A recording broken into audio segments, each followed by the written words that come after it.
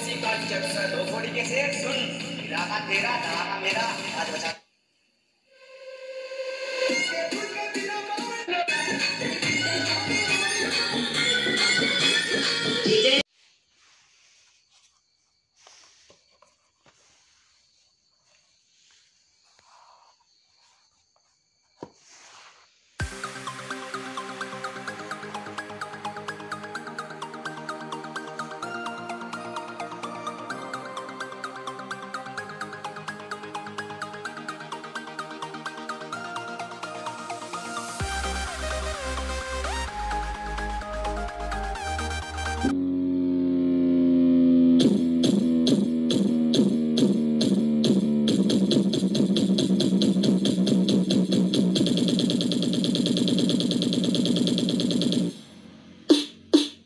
sound testing.